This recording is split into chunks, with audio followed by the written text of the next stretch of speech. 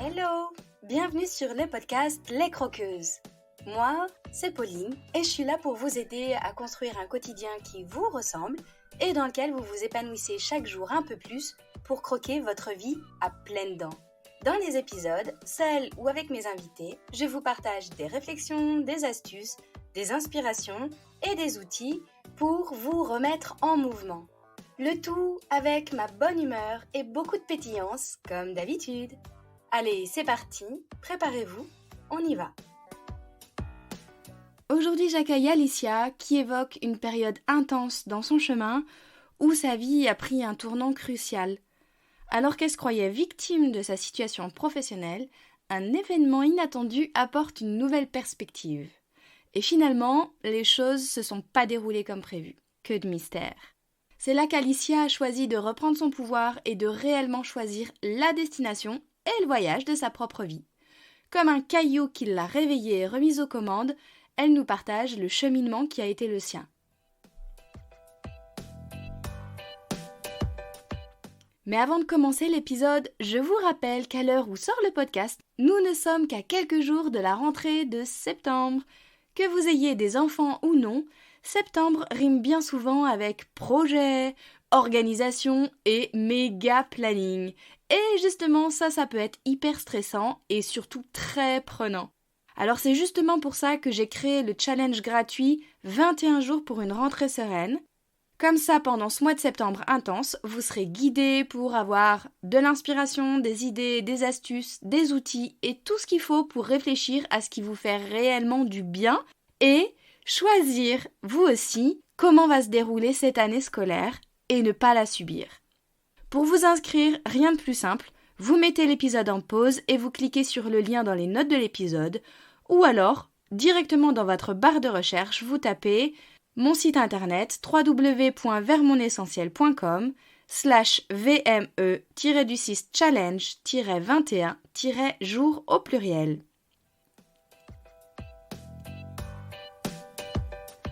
Allez, c'est parti pour l'interview du jour avec Alicia. Et si vous trouvez sa gourmandise, mais vous allez voir que c'est pas très dur, mettez-moi un petit mot sur les réseaux, j'adore ces clins d'œil entre nous. Hello! Bienvenue à toi Alicia. Je suis super heureuse que le jour de l'interview soit arrivé parce que ça fait déjà un petit moment que toutes les deux on a échangé et je t'ai demandé de venir sur le podcast aujourd'hui parce que tu as quelque chose à nous partager qui peut toucher certaines des croqueuses qui nous écoutent. Parce que tu as eu à faire face à un moment délicat de ta vie que tu as traversé. Et aujourd'hui, tu te construis aussi avec. Tu vas tout nous raconter et nous expliquer comment ça s'est passé pour toi. Et pour commencer, je propose que tu te présentes brièvement pour qu'on apprenne un peu mieux à te connaître. Merci beaucoup à toi, Pauline. Je suis super contente que tu m'accueilles sur ton podcast. Donc, moi, je m'appelle Alicia, j'ai 25 ans et je suis du coup consultante en organisation et en structuration business, on va dire, donc pour les entrepreneurs qui travaillent principalement tout seuls. Que dire d'autre? Je suis une grande fan de cookies. Alors ça, voilà, c'est la petite anecdote en plus.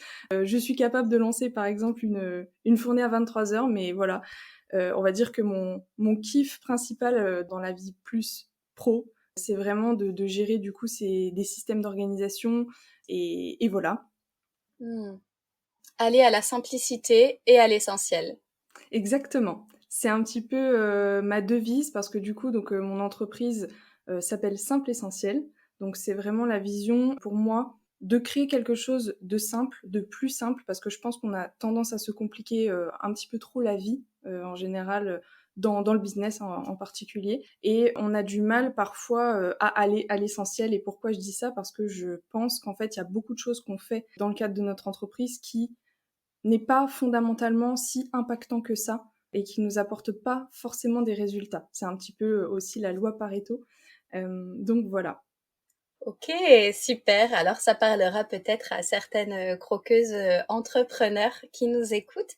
Et merci pour cette présentation gourmande, vive les cookies. Et maintenant qu'on te connaît un peu mieux, est-ce que tu peux nous partager ce que tu avais choisi d'aborder aujourd'hui sur le podcast, cette épreuve, ce moment de ta vie en fait, par lequel t'es passé et que tu avais envie d'évoquer avec nous aujourd'hui. Oui, tout à fait. Alors, du coup, cette épreuve-là que j'ai vécue, ça s'est passé donc début 2021, donc ça fait bien 2 ans maintenant, où j'ai vécu en fait une fausse couche qui a remis en question, beaucoup de choses et qui a été vraiment le début, de ma nouvelle vie, j'ai envie de dire. Je contextualise un petit peu, c'est qu'à cette période-là, j'étais encore salariée, donc je travaillais, en tant que responsable qualité dans une usine, agroalimentaire. J'ai fait mes études dans ce domaine-là, en fait, donc c'était la suite logique, pour moi et en fait, ça faisait, presque 2 ans qu'au final, je m'épanouissais pas plus que ça dans ce travail-là. Je vais pas dire que c'était horrible, mais en tout cas, je m'en plaignais, en fait. Je m'en plaignais et je me victimisais finalement et je me considérais surtout, prisonnière, en fait, de cette situation. J'avais le sentiment que, bah, quelque part, j'avais pas le choix et puis que, ben, je devais rester là et que c'était la vie et que de toute façon, le travail, c'était pas forcément tout beau, tout rose et que, voilà, j'avais un petit peu cette fameuse croyance de, faut travailler dur, en fait. Bah, du coup, janvier 2021, pour bien commencer l'année, je découvre en fait une grossesse, surprise, inattendue, qui était pas du tout, calculée, pas dans mes plans et en fait, à ce moment-là, bah, mon monde s'effondre un peu parce que sur le coup, je me dis que, je suis pas prête en fait et encore une fois, ça me vient encore plus me conforter dans le truc de je vais me sentir encore plus emprisonnée parce que du coup maintenant il ne s'agit plus que de moi toute seule, mais de moi et potentiellement un enfant. Donc j'ai encore plus de responsabilités, donc je peux peut-être pas me permettre, tu vois, à ce moment-là de, changer de travail, d'entamer une reconversion professionnelle ou quoi. Donc voilà, en fait, je commence à faire quelques démarches pour l'avortement sans être vraiment sûre de vouloir le faire, mais pour voir comment ça se passe, etc. Et puis finalement, le 1er mars 2021, je fais une fausse couche du coup spontanée. Et en fait, à ce moment-là, bah, c'est un sentiment très bizarre finalement de me dire que tous les bullshit, on va dire, que je me suis raconté depuis le début, qui me tenaient en fait dans cette situation jusqu'à présent, qui faisait que j'en bougeais pas et que je ne partais pas, ben ça ne tenait plus debout parce que du coup tout ce qui avait été renforcé pendant le moment où j'étais enceinte, de me dire ah mais en fait du coup je vais avoir encore plus de responsabilités et du coup je peux encore moins me permettre aujourd'hui d'entamer une reconversion, etc. Ben ça tenait plus debout finalement. Hmm. Ok, donc en fait là, ce que j'entends, c'est doublement particulier comme moment de ta vie parce que d'une part, tu te sentais totalement enfermée dans ton travail, et puis il y a cette grossesse qui arrive, qui confirme tout ça. Donc il y a aussi tous ces sentiments mêlés, partagés, de découvrir très jeune en plus parce que tu avais 22, 23 ans, de découvrir à ce moment-là de ta vie que ben tu es enceinte, que ça va générer des responsabilités supplémentaires, etc. D'autant plus que, comme tu le disais, bah, t'étais pas épanouie professionnellement. Donc il y a tout ce cheminement d'acceptation d'être enceinte, des conséquences aussi que ça veut dire. Une grossesse surprise peut être aussi très très mal vécue. Et puis il y a en même temps ce passage très particulier qu'est la fausse couche. Comment est-ce que tu l'as vécu, ça? Au tout début, en fait, quand je l'ai appris, vraiment pour moi c'était impossible quoi. Moi j'étais pas prête, j'étais trop jeune, j'étais pas dans une situation qui était suffisamment stable pour moi. On n'était pas encore installés en plus avec mon chéri à ce moment-là, donc en fait je commençais à me dire que ça allait être une galère aussi là dans les du coup les 8 9 mois qui allaient suivre, de devoir déménager, de devoir tout prévoir, de devoir annoncer ça. Voilà, enfin ça faisait en fait un gros chamboulement, donc pour moi au début c'était juste impossible. J'étais pas prête quoi. Et en fait, au fur et à mesure que le temps passe, je commençais à l'accepter et surtout, bah, je commençais à me remettre en question parce que quand j'ai commencé aussi à faire les démarches auprès des médecins pour éventuellement avorter, ils te remettent quand même en question hein, sur le moment de dire est-ce que vous êtes sûr de vouloir faire ça et tout. Donc il y a toujours ces délais aussi de réflexion avant de passer à l'action et tout. Donc bref, dans ces moments-là, j'ai aussi commencé à me dire est-ce que c'est vraiment quelque chose que je veux? Est-ce que je vais pas le regretter? Est-ce que ça va pas me traumatiser? Bien sûr.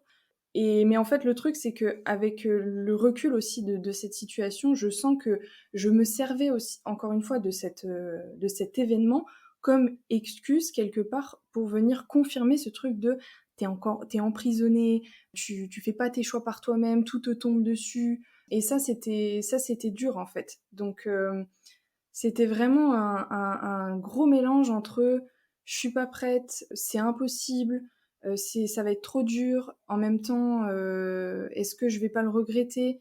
Je sentais que c'était vraiment un moment charnière en fait dans lequel j'étais. Et en même temps, bah, le temps passait tellement vite. En fait, c'est fou parce que le temps était à la fois très long et il passait très vite aussi. Oui, en fait, à ce moment-là, tu avais encore cette double impression de subir complètement ta vie, Exactement. C'est tout à fait ça.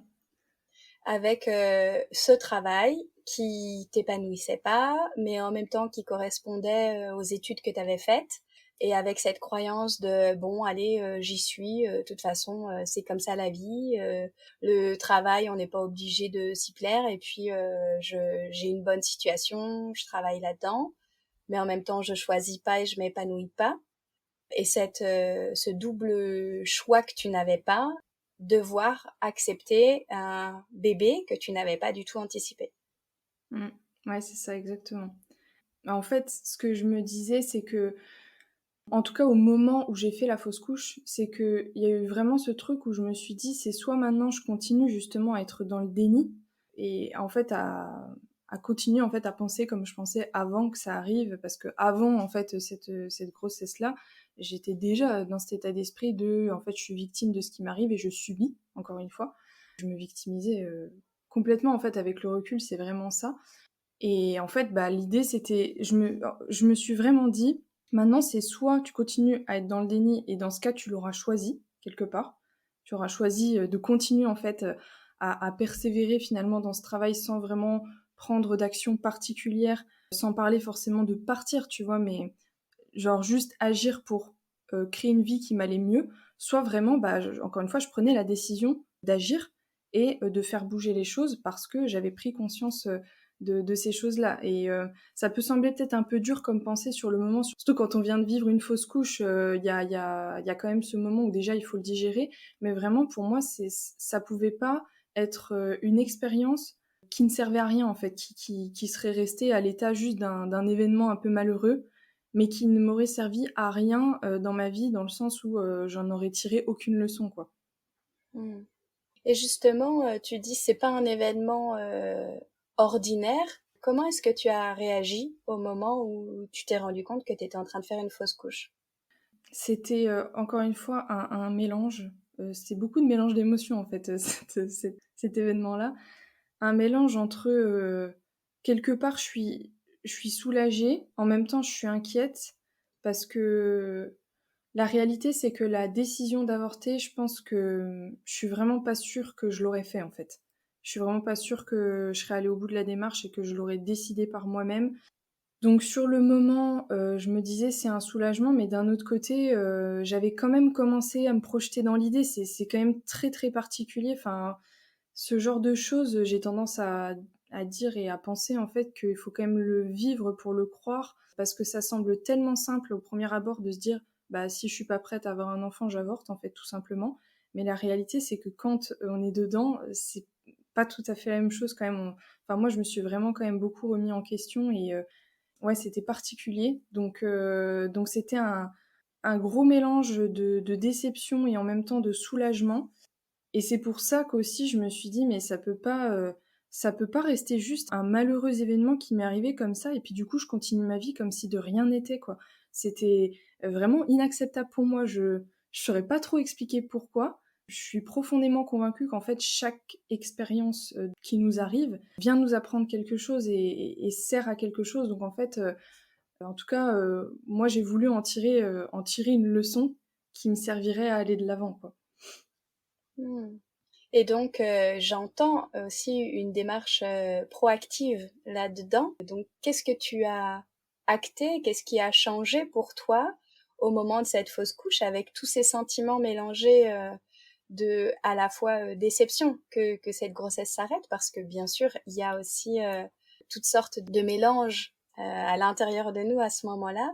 Et en même temps, le soulagement de Ok, de toute façon, j'étais pas prête, je suis pas sûre que j'aurais réussi à prendre la décision d'aller au bout de la démarche d'avortement. Donc, qu'est-ce que tu as mis en place, acté? Qu'est-ce qui a changé pour toi à ce moment-là, au moment de la fausse couche? Ce qui a changé du coup, c'est que, bon, du coup, j'ai pris la décision de me servir de ça encore une fois comme, d'une leçon dont je pouvais me servir pour avancer. En fait, au tout début, ce que j'ai fait, c'est que je me suis dit: «OK, bon là, tu pas très, très épanouie dans ce que tu fais, tu t'en plains, tu as du mal à te projeter et cetera». Donc enfin, pour moi, c'était assez difficile, de vivre ça. C'est un autre, sujet, on va dire, l'épanouissement pro et cetera. Donc du coup, j'ai commencé en fait à rechercher, le même poste mais ailleurs, dans une autre entreprise, en me disant: «Ben, voilà, c'est déjà une première démarche d'aller voir en fait, c'est peut-être, voilà, l'entreprise dans laquelle je suis, qui fait que soit j'ai fait le tour, soit je m'y plais pas vraiment, c'est peut-être pas assez diversifié pour moi. Donc voilà. Et en fait, les premières démarches que j'ai faites comme ça, rien qu'à la lecture de la fiche de poste ou enfin de l'annonce avec la fiche de poste dedans, qui était finalement, chaque fois, bah, la liste des mêmes missions que je faisais déjà dans mon ancien job, ça me donnait, pas envie en fait. J'étais, comme, répulsée en fait à postuler. Je me disais: «Waouh, en fait je vais postuler, quand bien même je suis prise, je vais refaire les mêmes choses, mais dans un endroit différent et ça se trouve, je vais rencontrer les mêmes problématiques de nouveau». Et en fait, voilà, ça me donnait pas envie, donc j'ai quand même, je suis quand même allée au bout de certaines, démarches où j'ai passé des entretiens et cetera. Au final, j'ai vraiment pas trouvé, ce qui me convenait, déjà parce que, je cherchais aussi potentiellement un endroit qui serait plus proche de là où je vis parce que je faisais quand même, 150 kilomètres par jour pour aller travailler. Donc c'était aussi un critère qui faisait que c'était fatigant et que j'en avais un peu marre. Je trouvais rien, en fait, autour de chez moi dans ce poste-là qui était à moins que ça, en fait. Donc tout ça a été, du coup, un signe, en fait, moi je l'ai un peu pris comme un signe de la vie de: «C'est pas ça qu'il faut que tu fasses et il faut que tu ailles vers autre chose, en fait. Il faut que tu testes autre chose» et tu vois, ce petit truc, entrepreneurial qui te travaille depuis quelques années, entre-temps, depuis, 2 ou 3 ans, mon père, il avait commencé aussi à entreprendre et c'était vraiment un truc avec, enfin, dont je parlais beaucoup avec lui, qui me tentait de ouf, mais je me disais: «Mais je sais pas, ce que je pourrais faire, je me sens pas capable, ce serait trop dur pour moi» et cetera. Donc en fait, pour l'instant, c'était vraiment pas un truc auquel, je pensais parce que je me disais: «C'est trop lointain pour moi et il faut avoir déjà, un certain nombre d'années d'expérience pour le faire. Moi, j'ai que 23 ans, t'imagines, je vais pas pouvoir faire ça maintenant». Donc ça, c'est les premières démarches que j'ai fait en fait. Hmm.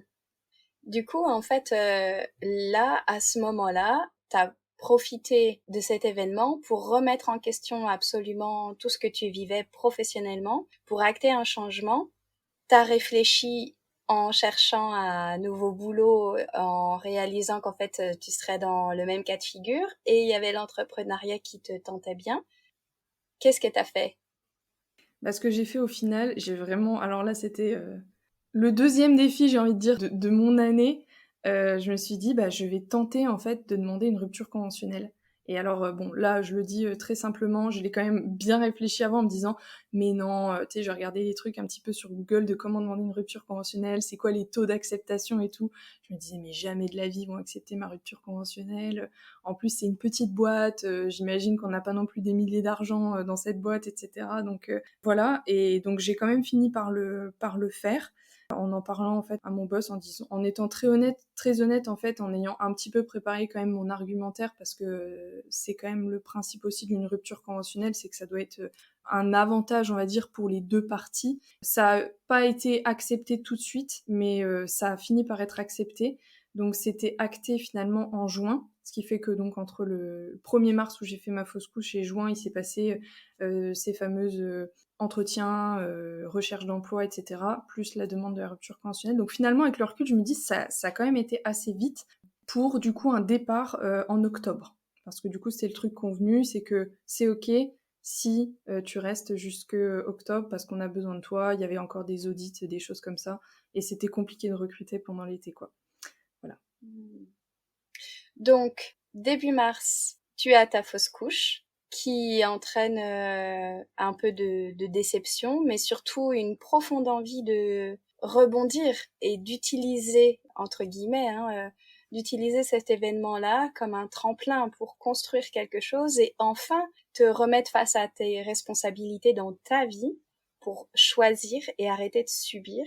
Et donc, quelques mois plus tard, tu quittes ton poste, c'est ça? Exactement. Et alors, sans plan B. C'est ça le truc qui... Ça pourrait être peut-être le sujet d'un autre podcast, je sais pas, mais tout ce qui a pu me traverser vraiment dans ce moment-là, entre le moment en fait où j'ai vraiment pris la décision de partir et le moment où ça s'est fait, parce que du coup il s'est passé quand même plusieurs mois entre le moment où c'était acté et le moment où je suis vraiment partie, j'ai énormément douté en fait. Parce que je me disais, mais tu te rends compte de ce que tu es en train de faire, tu es en train de partir alors que tu aucun plan B, en fait tu sais pas vraiment ce que tu veux faire après, mais la réalité c'est que j'avais le sentiment de m'être tellement perdue en fait pendant tout ce temps que j'avais passé du coup dans ce job. Encore une fois, c'était pas non plus horrible parce que des fois quand je le raconte, j'ai l'impression que je dramatise de ouf, mais j'ai quand même eu le sentiment en fait de m'éteindre, on va dire, et du coup de ne plus savoir fondamentalement ce que j'aimais et ce que je voulais faire et ce qui me plaisait, etc. Et du coup d'ailleurs pendant cette période-là, je me suis fait coacher pour que mon départ aussi de l'entreprise se fasse en douceur et pour commencer en fait à trouver peut-être le truc qui pourrait me plaire pour entreprendre une première activité entrepreneuriale en tout cas, même si j'étais convaincue, enfin en tout cas j'avais bien conscience que c'était possible que je me lance sur quelque chose, mais qu'après je change. Mais vraiment, je m'en fichais en fait. Je me disais, tout ce que je vivrai, même si ça ne dure qu'un temps et qu'au final je change d'avis, m'apprendra quelque chose et m'aidera à grandir beaucoup plus que ce que je fais actuellement, c'est-à-dire rien. Et que je reste en fait dans ce job-là, en me plaignant, en étant très, encore une fois, très, très victime de la situation. Et ça a été, en fait, c'était vraiment le déclic là de cette fausse couche-là. Ça peut paraître un peu bête dit comme ça, mais j'ai vraiment pris conscience de cette phrase que j'ai le choix, en fait, et que c'est un droit de naissance de choisir pour moi ce que j'ai envie de faire pour ma vie et que je suis pas obligée en fait de faire des choix par défaut un peu comme ça ou de faire ce que les gens me disent de faire parce que j'ai toujours eu un peu cette croyance que les autres savaient mieux que moi ce qui était bon pour moi en fait. Donc je suivais un petit peu la direction et le mood de monsieur et madame tout le monde, de là où on voulait bien me mettre, parce qu'à l'école c'était un peu ça, je savais pas vraiment où je voulais me diriger. En fait, je me suis un petit peu dirigée par rapport à mes résultats et par rapport aussi quand même à mes appétences, mais globalement, j'ai pas eu le sentiment à un moment donné de me dire je veux faire ça et du coup je me donne les moyens d'aller là-bas. Non, je suis allée en fait faire mes études un petit peu comme ça, par défaut, quoi. Hmm. Donc en fait, ce que tu as vécu, à la fois cette grossesse et cette fausse couche, qui ont soulevé énormément de questions, c'est comme si, par ton corps, tu as acté un stop et que c'était viscéral pour reprendre ta vie en main. Ouais, ouais, c'est ça. C'est exactement ça. En fait, le truc, c'est que je pense que s'il y avait pas eu ça, je dis pas que ça serait jamais arrivé, mais je suis convaincue que ça aurait duré beaucoup plus longtemps. Et c'est pour ça aussi que aujourd'hui, je prends pas cette expérience comme quelque chose de mal, mais vraiment, pour moi, ça a été vraiment le début de quelque chose et je suis contente, entre guillemets, d'avoir vécu ça et surtout d'avoir réussi à en tirer les leçons, quoi.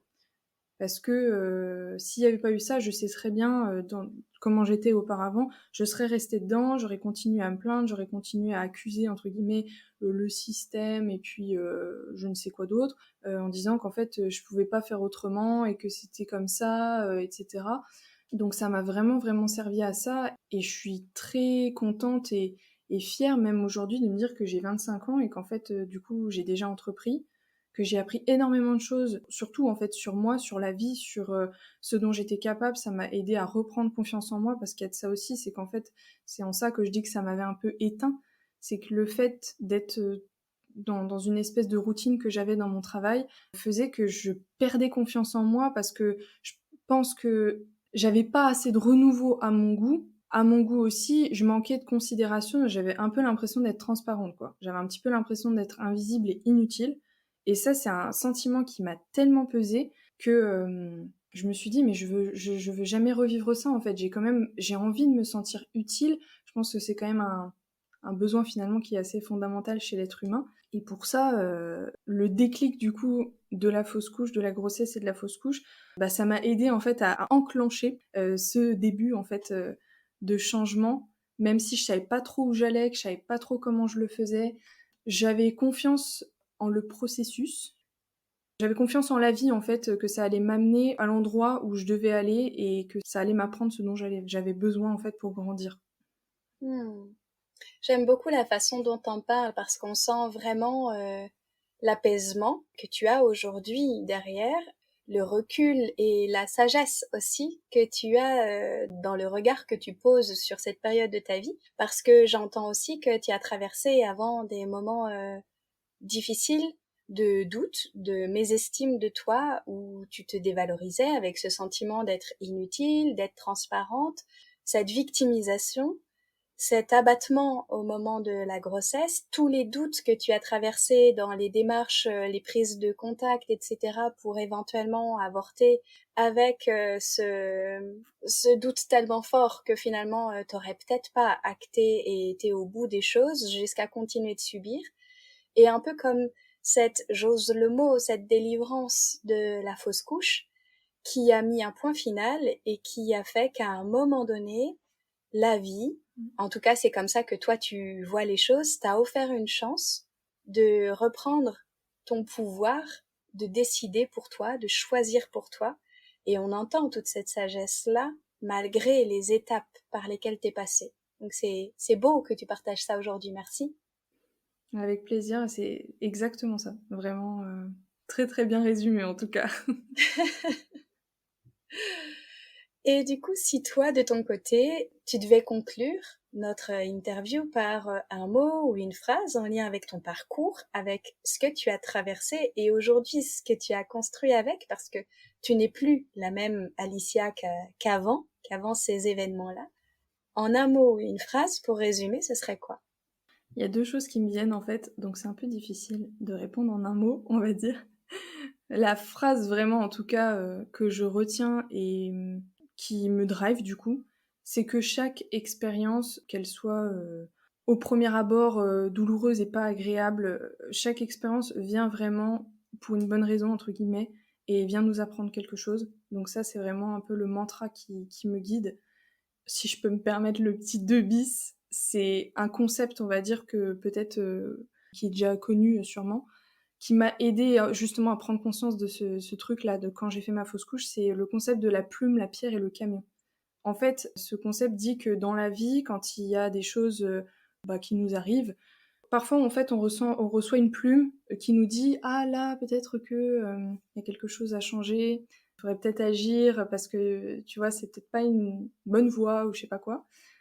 La pierre c'est un peu plus difficile, on va dire ça va être un événement un petit peu plus là, on peut pas le louper en gros, mais en soi, on peut passer outre. Et ensuite, le camion, c'est le truc qui te met KO, etc. Et en fait, moi, j'ai considéré que cette fausse couche était la pierre qui m'arrivait, parce que toutes les plumes précédentes, j'ai pas su les voir et j'ai pas su les prendre en compte. Et je pense que le camion que je me serais pris si j'avais décidé de passer outre cette expérience-là et que j'avais décidé de continuer ma vie comme si de rien n'était, ça aurait été peut-être un burn-out ou quelque chose comme ça, l'épuisement professionnel ou autre, je ne sais pas.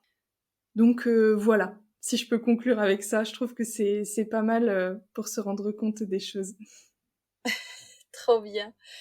La pierre aujourd'hui qui t'a permis en fait de changer de trajectoire pour pouvoir être vraiment toi aux commandes de ton propre camion sur le chemin de ta vie.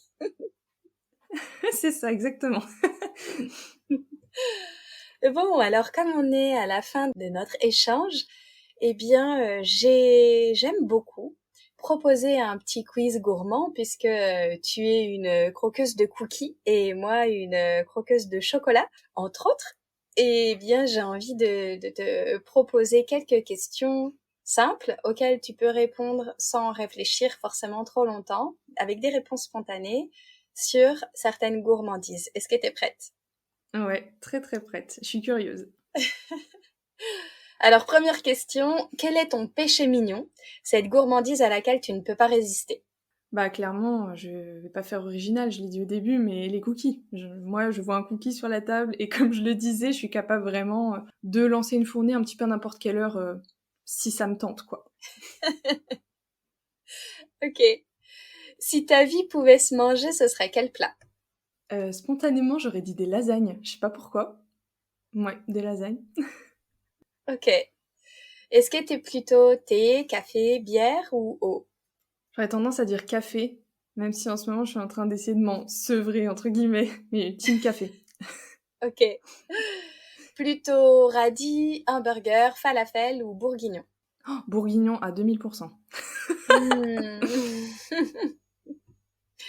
Et pour moi, est-ce que t'es plutôt chocolat noir, chocolat blanc ou chocolat au lait? Chocolat au lait, je dirais. Un grand merci Alicia aujourd'hui d'être venue partager un petit bout de ton parcours, de tous les enseignements que tu en as tirés et des jolies métaphores. Et si on veut te suivre et te retrouver, comment fait-on? Eh ben, principalement, je suis présente sur Instagram, @Alicia Costantini. Je pense que tu remettras le lien en description. Et j'ai mon podcast aussi qui s'intitule Cool ta vie, dans lequel je partage du coup plein de conseils, organisation, motivation, priorisation, etc. Pour simplifier du coup votre vie d'entrepreneur. Super. Merci Alicia. Avec plaisir, merci beaucoup à toi Pauline.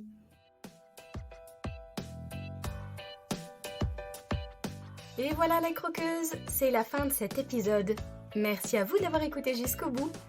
Si vous avez trouvé la gourmandise de mon invité, n'hésitez pas à m'envoyer un message ou un commentaire. C'est toujours un plaisir de vous lire.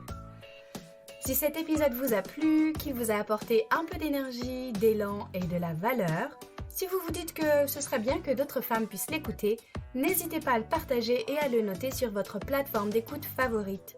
C'est très rapide.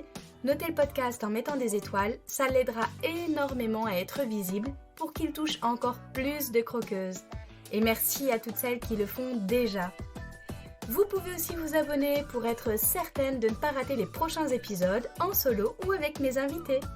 Je vous souhaite une super journée ou soirée, où que vous soyez, avec gourmandise bien sûr. À la semaine prochaine pour une nouvelle dose de pétillance, d'inspiration et de bonne humeur.